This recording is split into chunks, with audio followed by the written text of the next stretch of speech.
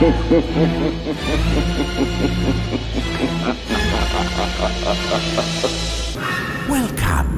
to the Cult Classic Horror Show.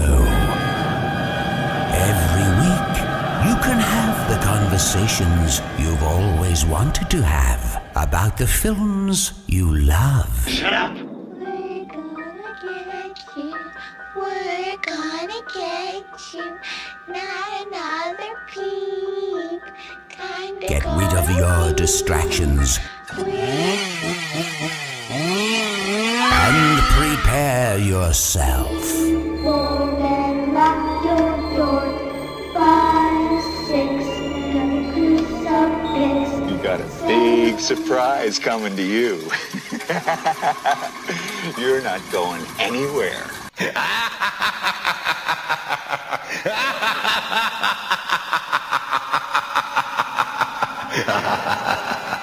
Welcome everybody to the Cult Classic Horror Show. Danny Bonin here with you. Scotty Bonin with you guys. We are the Blood Brothers. Not in the same room. Oh, and Rob.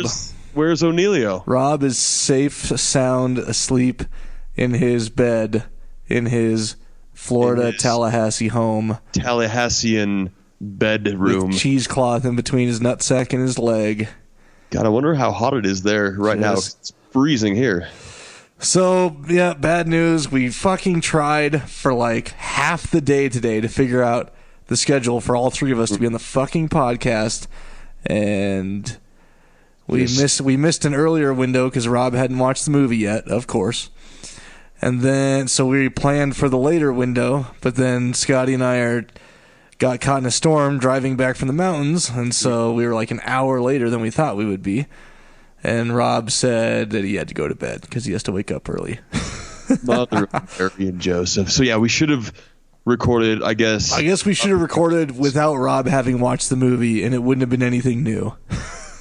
Yeah, but so if you guys want to give Rob some shit, you can post some shit about how he's an old man that needs his beauty rest. There you go. Although he did say he had to get home to cook the kids dinner, and he said he had to finish the movie, so he possibly could have watched half of it already. He probably grazed through some of it. Grazed it, yeah. Just like we graze his nutsack. Oh, actually, graze his nutsack. Sure. But yeah, I'd like to graze a little nutsack or two. But once there's hair on that nutsack, it's no good for grazing anymore. But it needs to be nice and clean, nice and smooth. Have you ever blown a rod before? That was from the movie Leprechaun 3. Has great lines. Leprechaun 3. Here we are. Tres. Leprechaun 3. I know some of you still aren't over the fact that Rob's not here. I'm sorry about that. We're going old school. Yeah, just Danny and I. If you listen to some of our first podcasts, I think we did like 30 episodes like this or something. Maybe more than that even. I don't even remember. You include the ones where we covered Ash versus Evil Dead. Ash versus Evil Dead. Yeah. But I don't know. This will still be fun. We watched this movie together, and we watched the commentary together, and we watched the behind the scenes together. So I don't think you caught all the commentary though. I was skiing still up in Breckenridge today, and you had watched about half of it before I set in on the rest. Yes. So Leprechaun 3. Here we are, number 3 Leprechaun series. 1995. Still, this one it's getting a little wacky. This is more campy than the first two. But that is a choice. We got a new director. The director did say, director is Brian. His name's Brian. What the fuck's his last name? Brian Trenchard Smith. Yeah, he also directed Night of the Demons too. But anyways, he specifically said, let's take this thing a little more campy. They thought that, and not only him, actually it wasn't really even him, it was the executive team over at Trimark were noticing that, hey, people aren't really afraid of this Leprechaun thing, and people have been making fun of it. We talked about the first one, how Conan O'Brien basically helped blow up the first Leprechaun by making fun of it so much on his show. Yeah. That I think Trimark is like, hey, these people are all about how ridiculous this actually is. So let's Comedic it is, yeah. yeah, let's bring in some comedy and make it really super campy. And I mean, that's sort of what they did with 3. They definitely added in some more ridiculousness. There is some big time ridiculousness in this movie. I know if Rob was here, he'd have no comment, but I know he hates the movie already. But you know what? Maybe he doesn't, because this was way over the top to maybe it was kind of set well with him, you know. No comment. I hate all horror movies. Nope. No comment. Leprechaun's worse than Puppet Master. Not even. I'm still standing by that. I think that Leprechaun is better than Puppet Master so far. I agree with you. We haven't got. I've read some of you guys' posts out there, and I know that we might be in for a shit show here on out with going to space and then 2 of them in the hood. Oh God. So we'll just see. Yeah, we'll see how that goes. Top it when we get to it might get to the Puppet Master status. It might. I don't know, but I'm just so far it hasn't taken as long as Puppet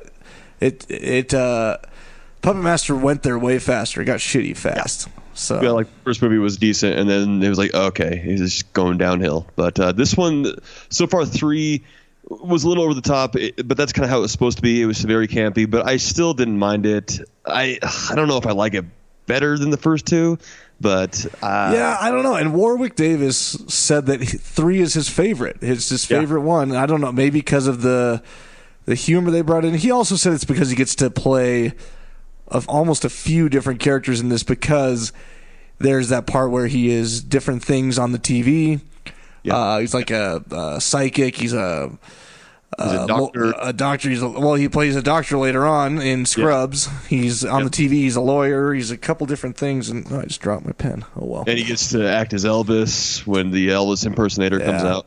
He just said he got to do a lot more in this movie than the others, so he enjoyed doing that. Yeah. Now, this was filmed at the Ambassador Hotel off Wilshire in Los Angeles, which has since been torn down. Yes. But it was a huge, famous hotel. That a lot of movies shot there. Yeah, a ton of movies shot there. In fact, while they were shooting this, 3 films were also shooting in the same building at the same time. God. So they were working around each other. People always shooting films there. It's I mean, some of you probably heard of it before. It's a famous old hotel before it got torn down, and it was abandoned even at the time that they were filming this. It was only used as movie sets. Yeah. But back in the day, I mean, Frank Sinatra would play there. It was a lounge. They had a big old lounge with a ton of stars that played. There was a bunch of award shows that were shown there. I think the Oscars were there once. Yeah. Robert Kennedy was assassinated in the hotel, in the kitchen of the hotel. A lot of, and Forrest Gump was shot there. Forrest Gump. The Graduate was shot in the lobby there, the same lobby. A ton of stuff done there. So they were even saying, the director said it was kind of creepy with all the history. It's like, this place is like haunted. It feels just weird being here. But I guess for the budget, it worked out perfect for them because the budget was obviously low. Yeah.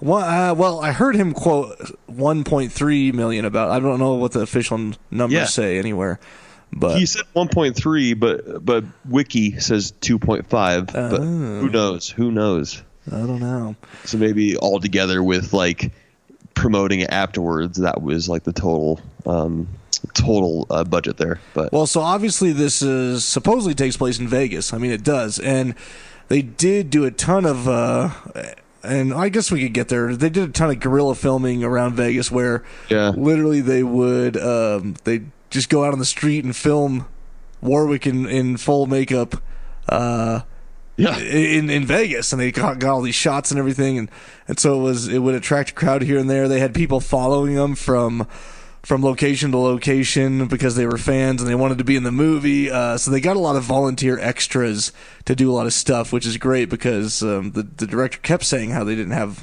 enough budget to work with. Yeah. They even had, him out there freaking people out. They were jumping in the van. They would pull over. Warwick said he'd jump out. They do some filming. He'd jump back in the van. And so it was this sort of guerrilla style shooting. And the director even said it's a good thing the authorities never noticed because I don't know if it's completely legal or not. Yeah, they're flying between L.A. and Vegas back and forth. And I think they only they might have only gone to Vegas once or maybe twice. Did they? I think he said twice, but okay. Warwick Davis said he'd walk out of his Vegas room and everyone would just be staring like, oh my God, he looks so good. And who is this guy? And obviously there were people that knew of Leprechaun, so there's like super fans there. And then there was like people like, what the fuck? What's going on here? And he was talking about that one scene where he's hitchhiking or trying to get a ride, Yeah, towards the end he's hitchhiking.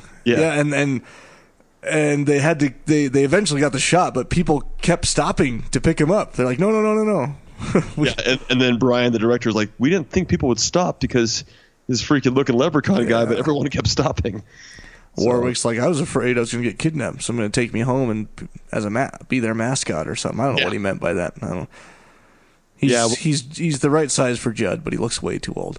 He has like the way he talks is like an English style of like a vocabulary to I would say things like that, which obviously he is. Yeah, he's British. British. So yeah. Anyways, they start in Vegas. We have we get introduced to Scott, who is Before that, we get introduced to Lucky, who's the homeless man without a leg and without an arm, hook for an arm, that brings in the Leprechaun statue to the pawn shop. With the director Brian put it funny, the guy with a light Indian accent, and he's been accused of almost being racist because they had an Indian guy working the pawn shop, and also because of Warwick's comment when he bites his toe off. I like Indian food or whatever. And I've never had Indian before. It's spicy. Yeah. So I mean, he's like, I didn't mean anything to be racist. What can I say? People nowadays, Yeah. So back in '95, he's just writing this, just going off from what what the writer had for him, So once again, here we are, and they didn't even give this a mention, but here we are with a totally different set of rules. I don't know. They obviously make no references to the previous two movies. Yeah, again. So the reference is the lost coin. Yeah, in the first movie, that's the only recurring thing is the leprechaun character himself, and then this fucking one. He always just loses 1 shilling. It's never like 4. Well, I guess in the first one it's his whole little bag, but it comes down to it just being 1. In the first one, it's in the guy's stomach. The second one, they have the shilling, and then now again in the third one. Now the third one, it like bounces around to a bunch of people. And these mythologies, they just keep changing. The first one, it's the 4-leaf clover. The second one, it's the iron. Now we have this random-ass medallion that he's afraid of. So, yeah. So it was a 4-leaf clover, then it was iron, now it's a medallion that might be made of iron. That's exactly what I just said. Yeah, but I was okay. Well, I was just saying. Maybe I was reading on some facts here, so maybe I wasn't paying attention. You probably weren't at all. Yeah, I guess not. See. All right. See, if I was sitting across from you, then maybe I would have been paying more attention. I got all the facts right here on my notes. Oh, good. Well, I don't even need to look at this then. He does like when I guess the next character we see is Scott, right? After that, because it pans back. Well, yeah. So then we see Scott driving into town. Well, first we see the girl. I forgot her name. Tammy. Tammy, yeah, Tammy. We see her broken down on the side of the road. Which is her real name's Lee Armstrong. Yeah, and then horrible, just a horrible actress, by the way. She did not do a good acting job in this. No acting skills. And the director was like, she got out of acting after this. Got out of acting, she did. And I'm like, I wonder why. It's probably because she sucked ass. Yeah, she probably. I think it seemed like with the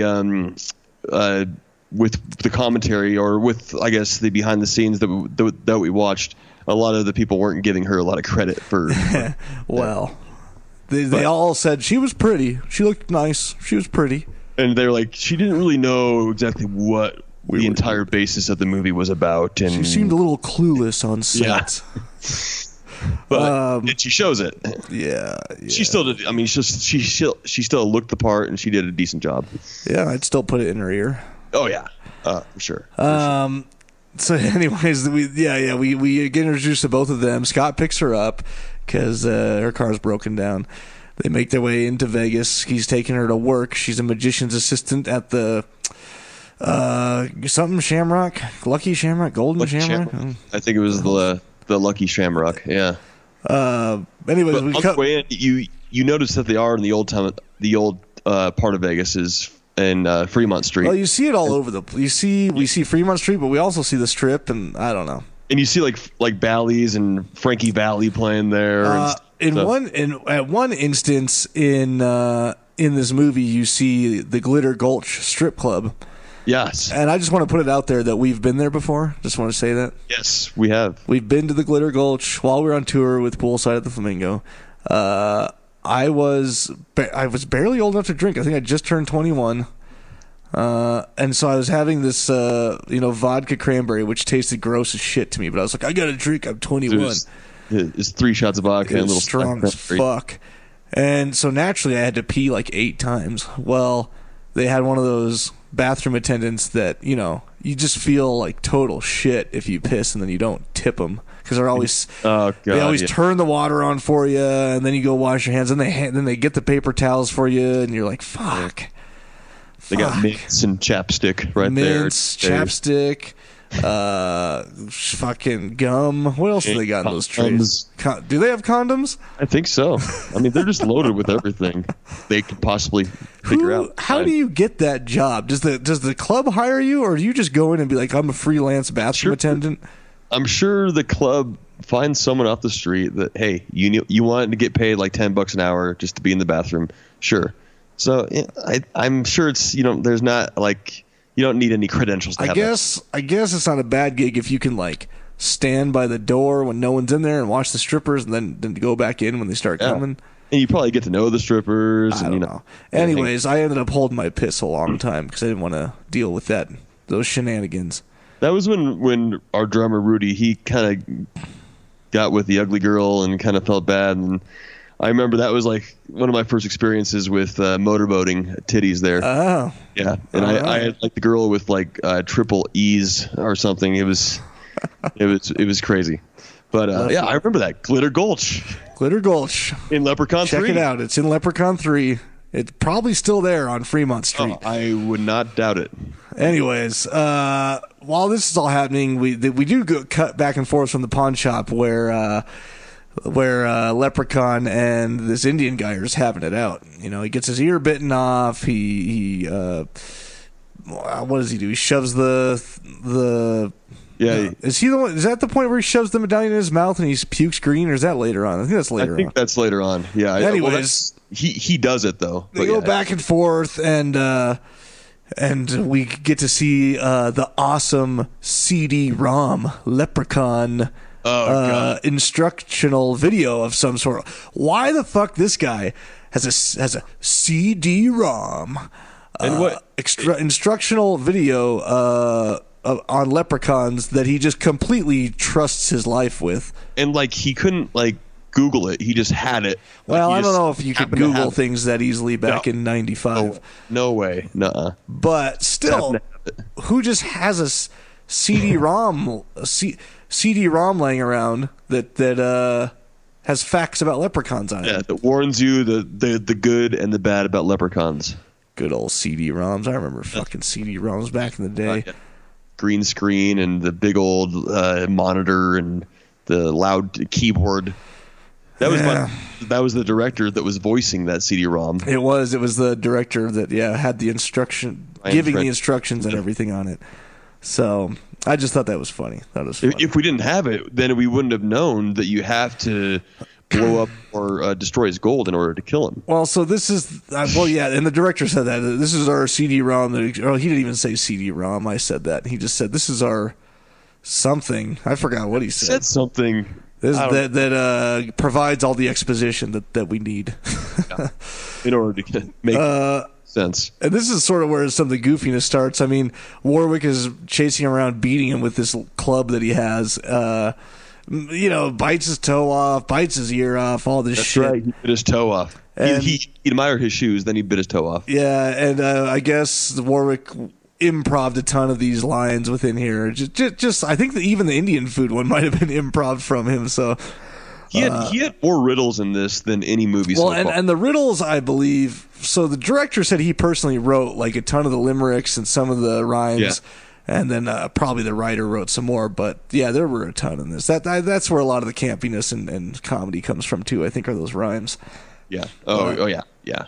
Which he has one after almost after every other line. It seems like, Yeah. but I mean he steals. I mean he is the best in this for sure. Warwick Davis is. Yeah. Warwick Davis is the best thing about all these movies so far. Yeah. He's amazing. The other actors were. I mean, the guy that played Scott was okay, and some of the casino employees were pretty good, which we'll get to. But But, I mean, he is great. So those limericks were awesome. So while this is going on, we're still back to Scott and Tammy in the car, and anytime they're in the car talking or anything, that is just they're in a car. Just outside, and the car is being shaken by some production assistants, and there's some flashing lights that they're shining, so they're not really driving there. Any shot that you see where Scott looks out the window and then you see billboards and things, that was all POV shots that the guerrilla, quote unquote, the guerrilla unit got when they went to Vegas and just shot around everywhere. The opening aerial footage is stock footage. They said Brian said they did not have enough money to do a helicopter shot of their own, so it's just stock footage. Which it worked out fine. Yeah. But anyways, so yeah, this fake car there. I already said that fact. Robert Kennedy assassinated a hotel. So then the next thing that we sort of see, I mean, we're cutting back and forth. We go back to the pawn shop guy. This is where he sort of shoves the thing in his mouth, and then finally Leprechaun tricks him and then shoots him in the arm with that arrow, that statue.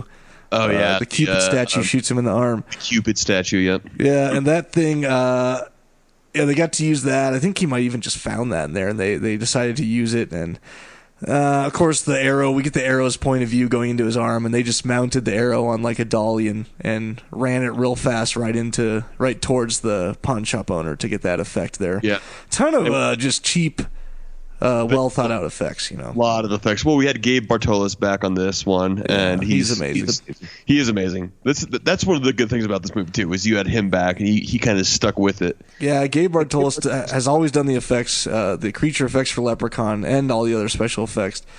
So we'll get to her, but the girl who played Loretta, Caroline Williams, was in Texas Chainsaw Massacre 2, and Bartolos did effects for that as well. So they had already worked together on that one.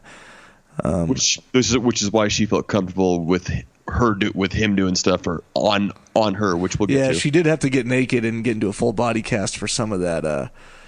For her shit at the end that we'll get to. Yeah, but but anyways. Finally, after all this happens, Scott and Tammy get to the casino, and they looks like that banner, the Lucky Shamrock. It's like little paper banner. It's like they went to Vista printed off a banner, threw it on the building just so they could have a casino there.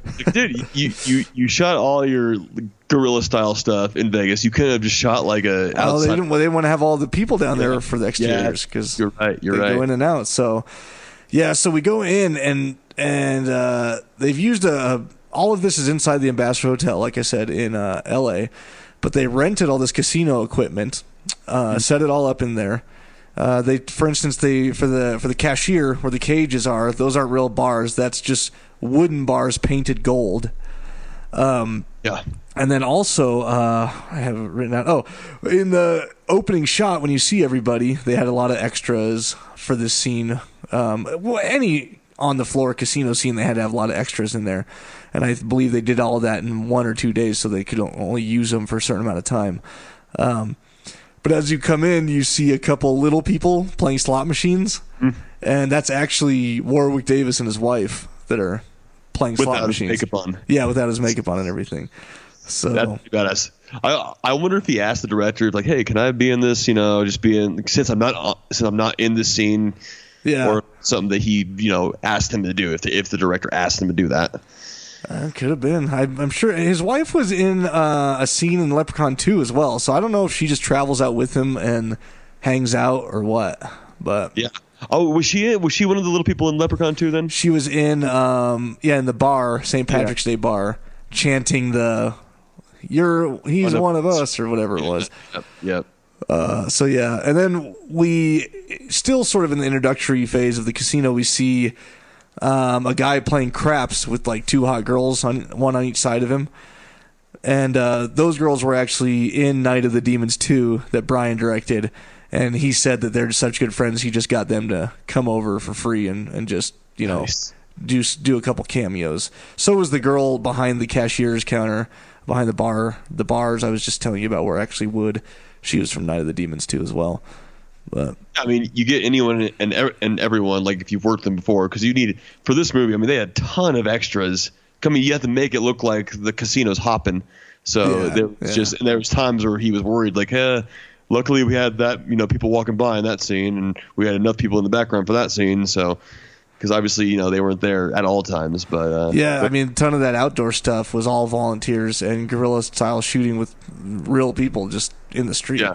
So, then we obviously we get introduced to the magician, and we see that Tammy is in fact his assistant. Fazio. John DeMita. I demand that you call me Great One on and off stage. Your name's Fazio. So it's work. Yeah. And that room was inside the Ambassador Hotel. That is the room that Sinatra played, and they hosted a ton of things, and so that was quite the large, iconic performance space. It took a while to just fill that place up with peeps too. By the way, this was all in a 14-day shoot. Pretty much this whole movie. I think it was 14 days of the Ambassador, and then probably another few days with that guerrilla shooting and everything, but mainly 14 days, and they had a strict budget. So yeah, one of the big and long shooting days. Yeah, long shooting days. Although they couldn't, I think they did a couple times, but Brian was saying they really couldn't go over 12 hours because they had no budget for overtime. So they kept it to 12 hours mostly every day, but there were a couple 13, 14-hour days. So just. I mean, I hear like $1 to $2 million. I'm like, that seems like a decent budget, but I guess when you're trying to get all this shit, money goes fast. You're getting. I mean, with David Dubois wrote it, and he wrote a pretty extensive script. I mean, there's a lot of things going on at one time. You're at the pawn shop, you're at the casino, and then you're with Scott and Tammy. I think it's like David Dubose. David Dubose. I said Dubois. Dubose. He just seemed. I watched them interview him, and he seems like he's never even like been within 10 feet of a vagina in his whole life. He's a very, very funny looking guy. I was like, yeah. I sent my script in and they liked Leprechaun 3. And it's funny because they obviously asked him about big time nerd about Lee as well, who played Tammy. He was real pretty. Yeah, he was real pretty. Yeah. And that's pretty like you could tell he didn't want to say a bad thing about her. She was pretty. But she did good. She's pretty. Because she was in spandex and like I guess it was tight and fishnets or whatever. I don't know if it's fishnets, but it was like a push-up bra and stuff. Pantyhose. She was real cute, but she's not nearly as cute as my girlfriend who lives in Hawaii. She's a model. She's a supermodel. He was lacking a chin, kind of. He didn't really... Yeah, there was no chin there. Yeah, so I don't know. My next note is that they used a magnet to move that Irish whiskey bottle across the table, but that was back in the pawn shop, right? So they must have done a flashback to the pawn shop. There was still stuff going on because then, during I guess Scott does lose all his money. Well, he has a $23,000 check to go to college in California. I don't know if they're away from the pawn shop yet. But yeah, he does lose all his money at the crap table or at the roulette table, and It's going to go to the... First get introduced to Loretta, which is played by Caroline Williams, who has done a lot of stuff. We already mentioned Texas Chainsaw 2, Stepfather 2. She was in. She's been in other things too. A ton of stuff. She was in The Grinch. She was in The Grinch. Yeah, I think she was one of the old ladies in The Grinch. The Jim Carrey Grinch, which Rob hates. Yes. Right? Yeah. Fucking idiot. The original one. I mean, the original one's great, of course, but the Jim Carrey one's still entertaining, right? Well, oh, yeah, it's fucking legend. It is. So good. So, yeah, that's. I think right before he goes over there, we flash back to their Leprechaun's doing some shit. He has the. Anyways, the whiskey bottle moves on its own across the counter in the pawn shop, and they just used a simple magnet underneath the table. So, I mean, you probably could have figured that, but it's his magic. Just wanted to confirm that. I guess Jamie Lee Curtis's sister. I didn't know she had a sister that was an actress, but apparently she did or does, and she auditioned for the role of Loretta.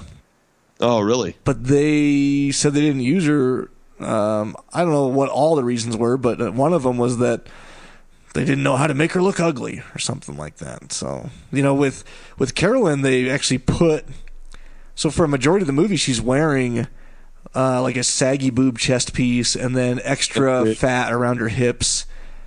And a horrible wig, just so that when wig. Yeah, just so that when she wishes to be beautiful and is, she can take all that off. Which I mean, I guess we're not there yet, but it just ruined it because I don't like dyke cuts. Not good. I don't like short hair. It made it worse with the shorter hair. Yeah, it did. I mean, she did look better. Her skin looked better, and her whole figure looked better. But I was like, yeah. Oh, goodness sakes alive! Oh, speaking of saggy tits. God, fucking saggy tits always scare me. That means it's time for. It's time for the horror halftime. All right, a lot of great memes this week. A lot of Rob memes. I think everyone just loves making fun of the Rob as much as I do because. Well, they just love the Rob because he's awesome. Because we just like making fun of the Rob. Everybody, It's just kind of why not? He's a star. Why not?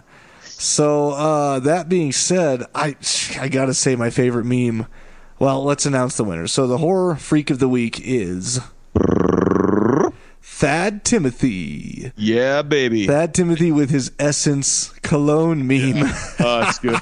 And Rob did get. I just commented on it. He got the Canoe cologne. Yes. And I told him to send me a piece of paper in the mail with the spray on it. So hopefully he will. I told him to send me a T-shirt with the spray on it so I can sleep with it at night and cry to myself to sleep.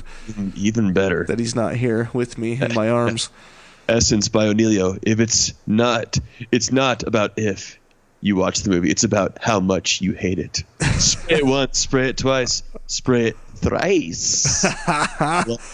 It's fucking brilliant. We're pretty positive Thad didn't win this year yet, right? No, he has not yet. Okay. So shoot me a message, Thad, and I'll see what you don't have and that get was you something. Badass. Yeah. But Lansdale had a good one with Rob, the Elvis. Yeah. Obviously Warwick Davis is there too. There's some goodies. So. I mean, there's a lot of good ones. Teddy Thomas, Aaron Garcia, Tyon Draco. Some goodies. Just make sure you guys get him in next week for this movie because there's a lot of golden opportunities here. To get him in.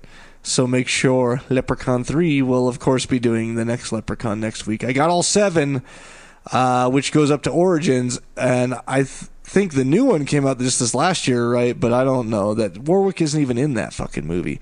See, this is such bullshit. How could they make a Leprechaun without Warwick? That's what I heard anyways. Because he's in all of them, and all of a sudden he's not in this one. But maybe his price tag was too high. I don't know what it was. You wouldn't think. Anyways, that concludes the horror halftime. All right. Oh, speaking of golden shower? Golden shower. That's not really here yet, but I just wanted to mention that please do. They did cut a scene, or you know what? They just never filmed it. Brian, as the director, had proposed a scene where Warwick runs into like a hooker on the street, and she's giving him the list of shit that she offers, like the menu, like ZJ. If you don't know what it is, you can't afford it. He's giving the whole menu, and and she ends with like golden shower, and he's like, "Oh, golden shower, I might like one of those." And but I guess Warwick shut it down. He doesn't. He says, first of all, he never swears as the Leprechaun. He doesn't think the Leprechaun should swear. He thinks he's too much of a gentleman.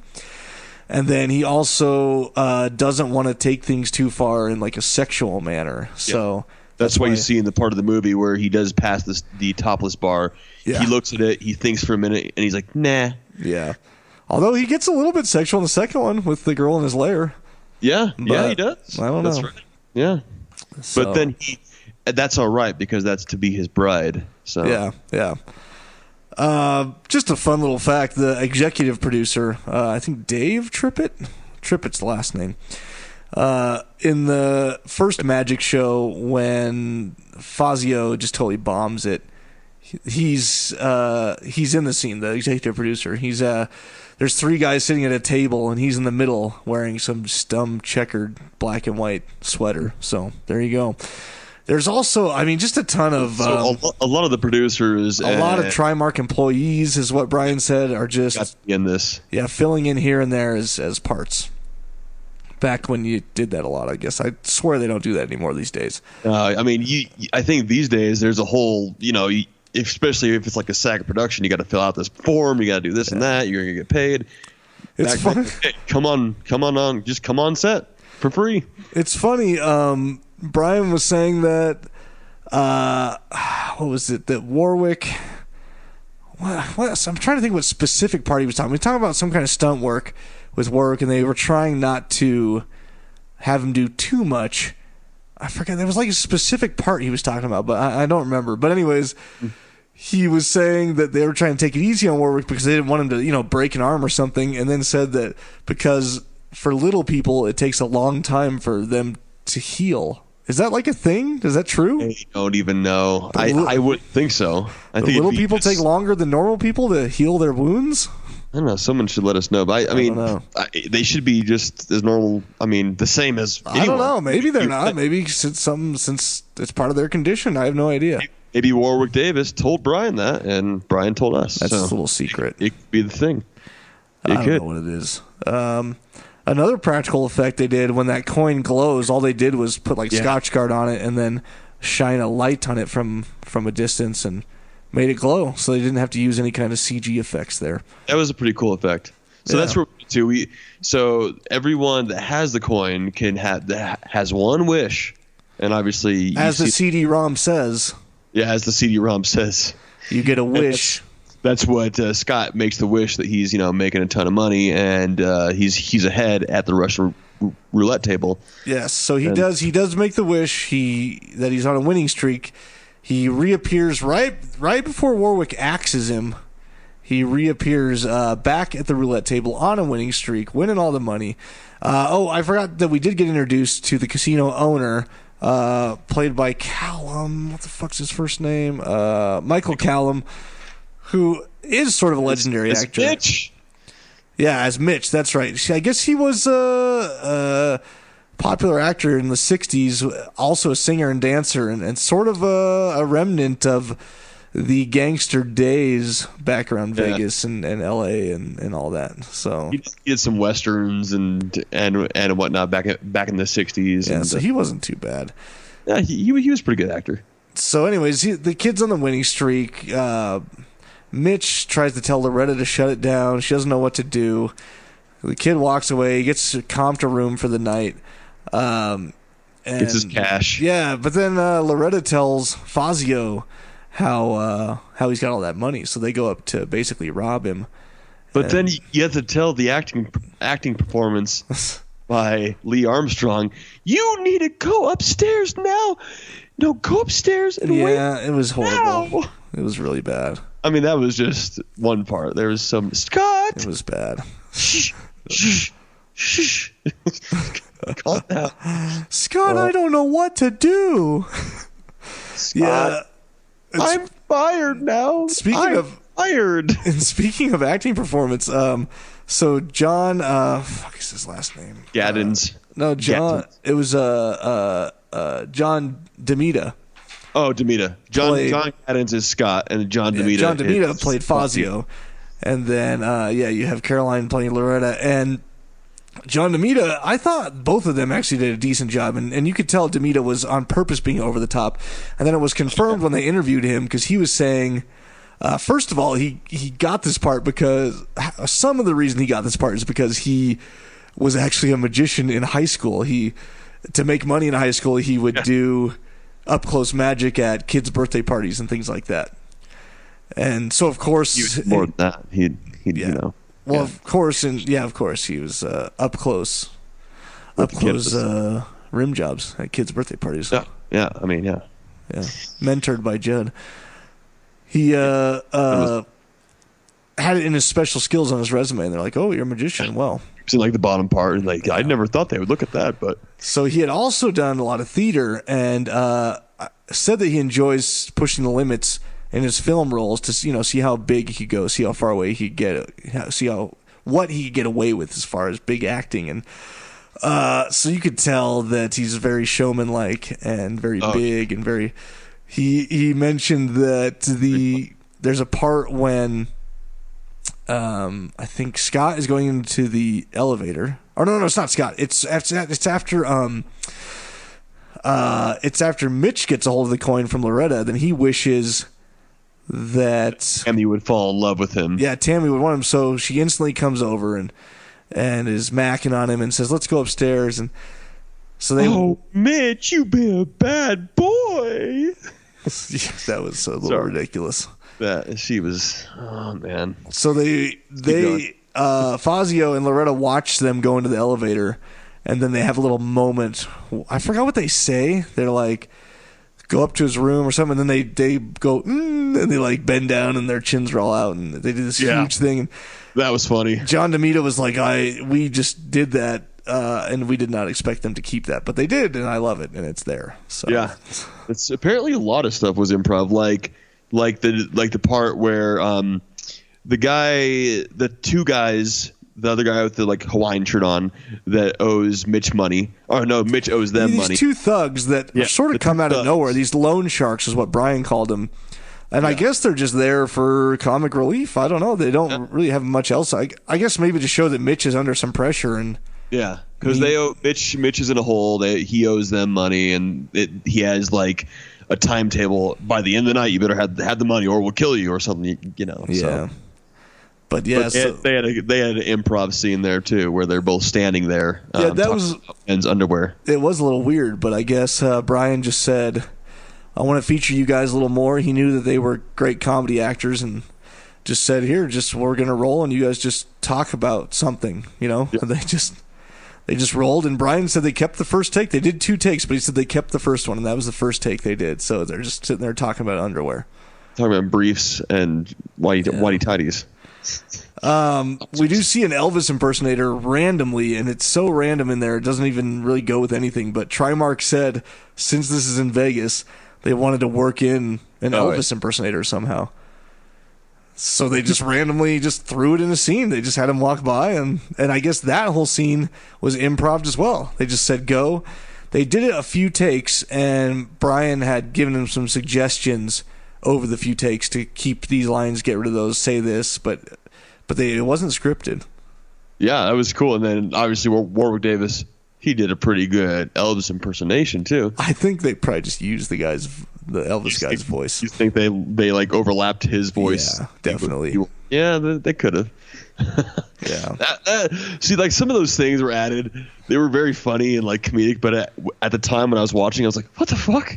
Yeah, so it was still good. It was pretty weird. There's a lot of weird shit in this movie. A lot of weird shit going on in this movie. It was fun. So basically, everything has gone haywire. Anyone who gets a hold of the coin can make a wish and it'll come true. And so we've gone from Scott, who makes his wish, to be on a winning streak. So then he is, but then obviously Mitch and Loretta try to shut it down because Mitch can't lose all this money. Yeah. Mitch gets the coin next. He wishes for Tammy to fall in love with him, and so she's up there getting on him.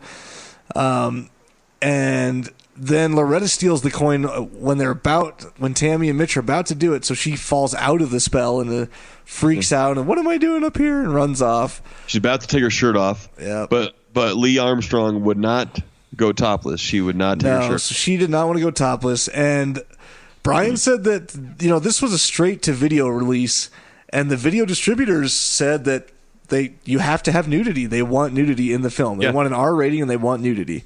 Nudity and some gore. So that's why he got this other girl who crawls out of the TV and gets on Mitch to show off her titties. Yeah. Which that was kind of a cool effect. Obviously, they shot the TV and then they panned and she just, crawled out through the side of the TV. From the side. And while she's there on top of him, that's the part where I was talking about that Warwick really enjoyed, where he gets to play all these different TV personalities behind the TV. And the way they shot that is he was actually in the next room over doing that live while they were shooting the scene in that room. So it was all just happening simultaneously.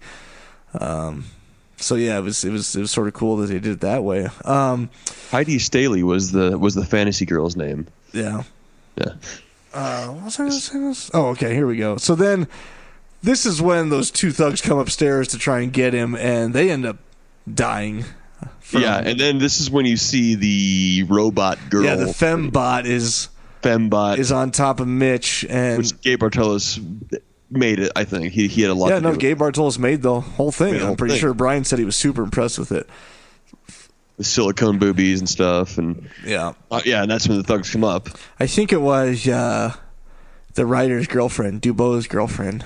Yeah, that's here. If you guys want to use this for the that's my robot girlfriend. Just be gentle, please, and I put 3 different orifices where I can insert my William. So honey, just be careful with those. And you might want to wipe her down with some disinfectant wipes. She's pretty sticky. She likes that. Right, honey. Right, honey. Yeah. She just said yes. So so anyways, the dying line of thug number 1 is basically, what does she say? He says, like, how is Judy Garland or something? I forgot the exact line. They had a little Wizard of Oz reference. Yeah. How is Judy Garland or something? Yeah. As if he's a munchkin, from Wizard of Oz. And and what Brian said is that he, in the original scene, he did reply. He said she was a bitch, but then they cut that out because Brian thought it was unnecessary. They didn't need to call Judy Garland a bitch, but it was in there. Yeah. It's an homage to her. She's really a nice actress, but he didn't want to keep that. So this takes us now to Loretta gets the coin. She's stolen it out of there, and she, of course, wishes to be beautiful, and that's when she makes her transformation, becomes young, and has a horrible haircut. Yeah, she shakes her boobies as she's walking across the casino, and it was a weird scene. She ends up back in her room, and the leprechaun comes in. And basically, Leprechaun. Yeah, but she gets the. Does she get the coin stolen from her yet? At that point, anyway, she's So the coin's already stolen from her. Yeah. Fazio took it. That's right. And she's like, "Oh, you look good now. What the heck?" And I wish the coin. Yeah. Her. So she's in there. Leprechaun comes in. But before the leprechaun comes in, when he does steal the coin, he runs out of the door and slams it, and then he slams it behind him, and he gets away basically with the coin. When they were shooting that scene, John DeMito runs out, and I guess during one of the takes, he's supposed to slam the door behind him so that she can't open it. And he didn't quite slam it all the way, so he reached back to grab it and slam it. So his finger was sort of in it. And if you look at her in the film, she like kicks the door, and she kicks it at the same time his finger's there, and it basically almost chopped the top half of his middle finger off.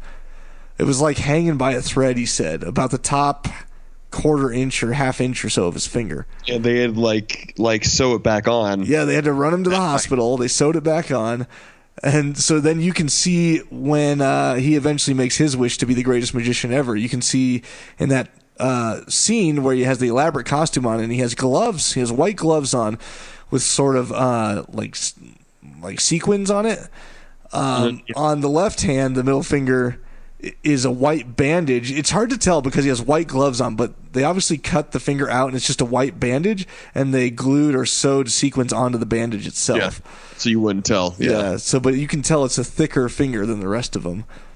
Yeah. That's you never know what's going to happen. Yeah, and that's crazy. He just kept going with it, and so after he gets out of there, the Leprechaun sees Loretta and then does this whole thing where he makes her basically blow up. But let me say his rhyme here. Oh yeah. Your boobs are big, your butt is small, but still you're in for quite a fall. Yeah. So there's just all those are throughout the whole film, but obviously That's a good one. He completely blows her up, her lips, her butt. So this was I think this was one of the 13-hour days putting this together. Gabe Bartolos, they had 3 stages of for this effect, for this prosthetic. They had stage 1 for lips, what was it? Lips, boobs, and butt, or hips. Boobs, butt, hips, yeah. And each of those things had 3 stages. So it started, and then it got bigger, then it got biggest, and to what Gabe Bartolos described as like a Looney Tunes style, and it was. She was way over the top, and he said he enjoyed that. But oh dear, yeah. But that's where Carolyn had to come into his shop, get completely naked, do a full body cast. Which she felt comfortable with him because of Texas Chainsaw 2. Yeah. So, but just a little awkward, she had said, though, getting naked in front of a bunch of guys, plastered up. The effects were pretty. I mean, that's what kind of made Warwick Davis, obviously, and the effects kind of made this movie for me. Yeah. The effects were very cheesy, but it was still interesting, Yeah. So the God, what was it? She's completely blows up, and Warwick Davis opens up his umbrella. Yeah, he has the umbrella open to cover himself up, and then I don't remember if it was next, if they went on to the magic show next, or if it goes to the hospital next. I think it's the magic show before the hospital, right? Yeah, I think so. Anyways, the hospital is where he pops out of the casket or case there, the Leprechaun does, and asks for the coin, and Fazio doesn't want to give it to him, so poof, the smoke. Because Fazio's now the biggest, because he wished to be the best magician ever, of all time. Yeah. He Leprechaun poofs some smoke, and then all of a sudden Fazio's in the box with his head and feet sticking out, and Leprechaun's on top and with a chainsaw, and they're doing the old cut the body in half trick. And this was my favorite one. Yeah, this was the best part, the best kill of the whole movie. So they, Leprechaun gets the crowd to start chanting like, do it, or kill him, or cut him, or whatever they're saying. Yeah. And so they had 2 chainsaws, one which was actually sharp in a chainsaw, one with a super dull blade that you could still at least see the chain running on it. So they started with the real one, the close-up where you actually see it cutting through the wood. That's obviously a real chainsaw. But John Vita was in there. Yeah, you can see that he's still in there, but they put like what did John? Bodysuit or something? No, John said it was some kind of shield or something on the inside that the saw wouldn't cut through, so in case they got too close. But then, of course, when they actually did it, he's coming out of the case, but then he's just standing beneath the box there, and someone else's legs are in the bottom, and they bring the saw through, and the unexpected effect that it had is because the blade is running and it's real saw, it sprayed out the blood and like almost vaporized it, is what Gabe said. Sprayed it out, and it was getting on some of the audience, and it was going everywhere, and so it really turned out to be a great effect. It shot like farther than all of them expected, and then they kept it, obviously. So that was my favorite effect for sure. Yeah, and he splits the box, and we see all those guts and everything. So that was great. He's split in half. He's like, he actually did cut his body in half. Yeah, and it was around this time that Brian was saying we're basically out of money by now. So, we wanted a little bit bigger of a finale leading into the end here. But when everyone's running out of the theater there in the casino, that was just people are jumping on the like Russian roulette table. People are like jumping in like the pond and stuff. Well, and he said we had to we had to get everyone out in a panic because we couldn't afford extras anymore. So everyone had to leave. That guy that lands like the fountain.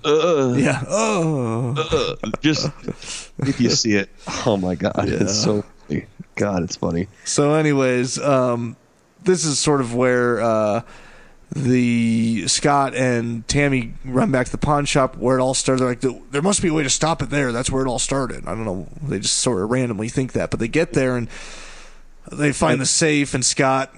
At this point, Scott's like turning into a leprechaun. Because he got bit. Yeah, he got bit by the leprechaun, and then the leprechaun.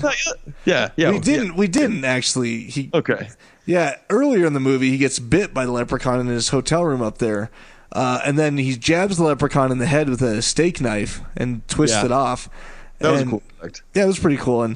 But then I think what causes him to become a leprechaun is after Warwick bites him, he like gets stabbed in the head, so then his blood, he bleeds into the wound, his leprechaun blood. That's right. And then he throws him out the window, which they did throw a dummy out the top floor there and just let it fly down. But he has that awesome talk with like the waitress, because now he's turning into a leprechaun, so he loves potatoes and pastries and cakes apparently Irish or leprechauns love potatoes. I don't know. Yeah, I don't know if that's a thing or not, but it was for this film. Yeah, and then like the waitress is like, but Metallica? No, wait, White Zombie. White Zombie. I got the album. Enjoy your spuds. He's like, what the hell did I say? That's the real reason Rob didn't want to be here. There's somehow indirectly Rob Zombie had something to do with Leprechaun 3. Yeah, but they added White Zombie in there somehow, some way. So then he opens the safe. He finds the gold. We see a close up of he opens the safe with his magic, but we don't ever see the dial turning when it's the wide shot. When we get into the tight shot on the dial turning by itself, they just had the door open and they were turning it from the back side. So that little trick there. But yes, then Warwick follows them over there, and this is the part. Well, they're in the pawn shop, but then they take off to go to the hospital, right? Yeah, because he's starting to change. Like have a meltdown and changing, and like, Scott, we need to get you to a hospital. Yeah. We need to take you now. And that's when they take the car, and then Warwick or the Leprechaun's hitchhiking, and that's where we already mentioned that people were stopping to actually pick him up. Yeah, we're away from the casino now. So then we get to the hospital. There's a morgue set in there, which is actually in the kitchen of the Ambassador Hotel, and actually the lobby of the hospital was in the Ambassador Hotel. So they used the Ambassador Hotel for pretty much everything, but just redecorated some of the parts. Yeah. So then, of course, we have the doctors working on him, and the main important thing they want to know is if he has health insurance. And Brian did say they were trying to take a jab at the health industry or whatever. I don't even know. Do you take Green Cross? Yeah. So Green Cross line. It's pretty bad. So all the effects in the hospital room, like where the things are grabbing onto the lady and the buzzsaw comes at, those were all shot in reverse motion, which I always point back to. Like the straps going on Tammy and stuff. Yeah. I always point back to Evil Dead, which is how they did the trees. The trees is they shot that all in reverse motion. That's where it first originated. They probably did it before that, but that's my main reference for reverse motion filming. They obviously wrapped the trees around her and then pulled them off and then shot it in reverse. So or played it in reverse. Yeah. So then the end is when they're outside the hospital. Yeah, because Leprechaun comes in and she has the medallion. And he's in the scrubs. He's a doctor Leprechaun. In the scrubs, yeah. And they said that the gloves wouldn't fit over his hands, so they just like ripped through. Yeah. So that didn't quite work. So yes, first before the finale, I thought it was hilarious that she has a medallion and then he rolls away on the cart, just flipping him off the whole time. Yeah. It like takes forever. I know. He like flips them off and then it pans to them and then it pans back to him and he's still like rolling off slowly. Like, what the fuck? So that was funny. Then it's finally they had some pyrotechnic stuff there, and Brian was saying they did that all in one day because they had the pyro guys, or maybe it was 2 days. They were able to use these pyrotechnic guys. So they had fire right there. They had a flamethrower, obviously, with Fazio earlier, and then finally the finale was him, Leprechaun, basically being burned to death, and because he burnt the gold, or Tammy burnt the gold. Burnt the. I didn't think gold was flammable, but I guess there's all these different ways to kill a leprechaun. And like his leprechaun, like treasure cast iron cauldron thing, whatever. Yeah, it was a little ridiculous. That could be burnt. But they did use an actual little person stuntman and lit him on fire. So that wasn't a dummy at first, anyways. That was flailing up in the air. That was a little person stuntman on a wire on fire. And then when it hit the ground, obviously it was a burnt crisp dummy. So that's all. Yeah, that's a lot. We put a lot into that. It's all my notes on L3. So I'm going to call it L3. Lep 3. A fun time. It was a fun time. At points, I was like, what the fuck is going on here? But it was just a whirlwind of comedic action mixed with gore and, some nudes here and there. Yeah, it had all the makings, all the fixings. Yeah. So it was the first direct-to-video film out of the series, which I think all the rest of them are from here on out. Yeah, they did say it was the I don't know, highest grossing, or what we would call it, but the best direct-to-video title that year. Yeah, it was the highest selling direct-to-video film of 1995. Yeah, so there's something to say for that. Obviously, it did good, and these movies, they still get a following, and people love them, so they make money, And so and we already talked about the budget and all that stuff, but I mean, obviously, we don't know what it does for home video, but it did good. So I don't know what that means money wise, but yeah. Well, cool. That's Leprechaun 3. Yeah, Leprechaun 3. We missed Robbie. It might have been missed Rob. Yep. We got through it a little faster because I didn't take time to make fun of him, and he didn't get to put in his useless comments. And we didn't go on a rant for 20 minutes about something else different from the movie, but that's all right. I mean, that's what makes it different, right? That's what makes it good. What did you watch? What did you watch? I didn't watch shit. I actually watched. No, you know what? I did watch shit. I watched one episode. You watched shit? What's that? Yeah, I watched. Yeah, a little green leprechaun shit like in the movie. Oh yeah. I watched green leprechaun shit. One episode of season 2 of The Punisher that just came out. I really like The Punisher. It's not horror, but oh well. Then I watched Mother.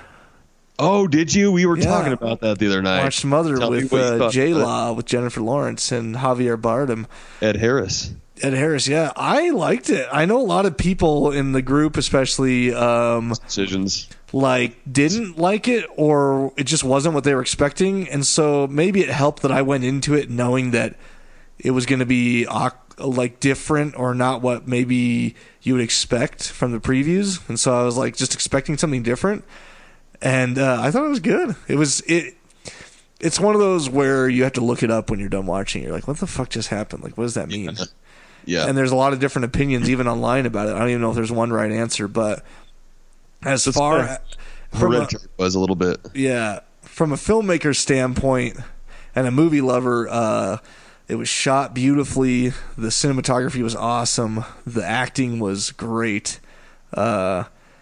It was just that it's just a story that if you're not into the kind of story that leaves you up to guessing, then you're not going to like it. But I thought it was pretty good. It had a lot of cool visuals.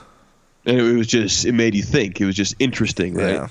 Yeah. I'm going to have to watch that this week. Yes, it was good. It was good. I didn't get to watch anything this week either. Nothing horror. I watched some stuff with the wifey, but nothing to relate to. So Leprechaun 3. All right. Leprechaun 3. So get your memes in for next week. Yes, get them in. And let's do this. So follow us at Danny Bonin, at Scotty Bonin, at Onelio 4 O's, at CC Horror on Twitter, Cult Classic Horror on everything else. Not that this really matters, but a heads up, I think we're going to rebrand the group and the page as the Cult Classic Horror Show instead of just plain Cult Classic Horror, at least for the time being, to raise more awareness for the podcast. So tomorrow, maybe at some point, or the next day or two here, you might notice that we changed the name of the actual group and the name of the actual page to the Cult Classic Horror Show instead of just Cult Classic Horror. Change the artwork too. So might not stay that way forever, because we do want to build Cult Classic Horror as a content brand that has many things, not just a podcast. But for the time being, to build podcast awareness, we might do that. So Yeah. anyways, cool. All right, guys. Well, thanks for joining us. We'll catch you next week. Leprechaun 4 in space. Don't you blame the movies. Movies don't create psychos. Movies make psychos more creative.